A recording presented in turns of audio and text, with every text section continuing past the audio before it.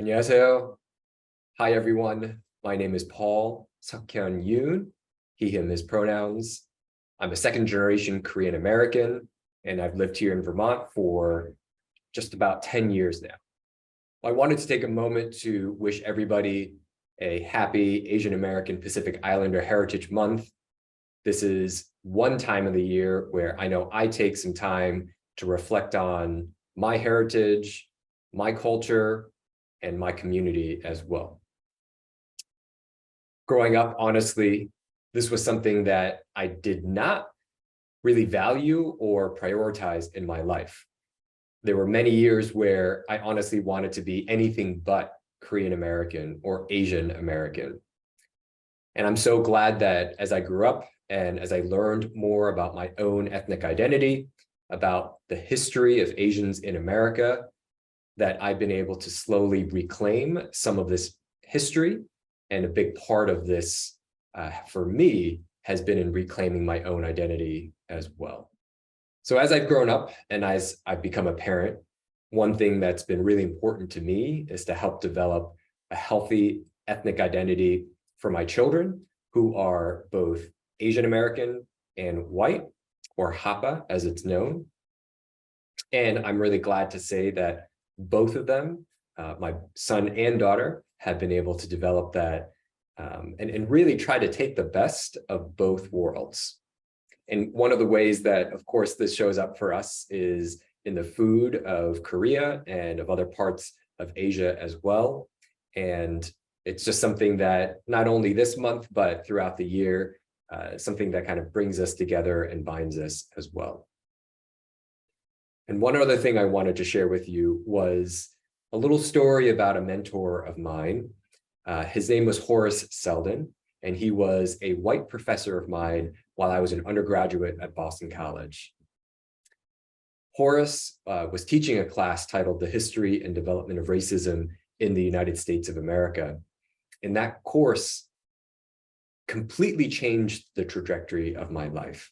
It was in that course that I learned a lot about the history of our country, but it allowed me to also start to explore the history of Asian Americans by reading works by authors like Carlos Bulosan and Ronald Tataki. And it was a powerful and rich experience for me to be able to learn about all of the different experiences that Asian immigrants have had here in the United States, and how I personally fit within that story, within that struggle. And I'm so, again, glad that months like this have allowed people like me and many others to be able to tell those stories and to be able to help further what it means to be Asian American in places like Vermont and elsewhere around the country. Last year, I had the opportunity to meet an incredible person named Lee Moon-hwa. He's an Asian American documentary filmmaker, public speaker, and master trainer and facilitator. And during that training, he shared with the participants why he was choosing to wear traditional clothing connected to his identity as a Chinese American. And it really inspired me. In fact, I had dreams about that shortly after I attended his sessions.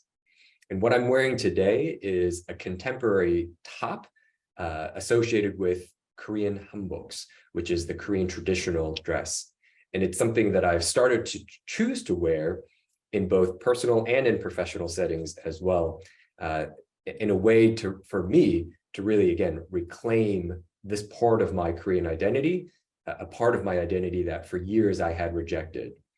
And it's something now that it's an outward symbol of my Koreanness, and something that I think that is a part of me being able to manifest here in the world. These last couple of years have been really challenging for Asian and Asian Americans, not only here in this country, but around the world. I hope that as we move forward, we can all learn how to better empathize and hold these people close in our community, and learn to support them and love them and care for them, just like you would a loved one, a family member, or even just a good neighbor.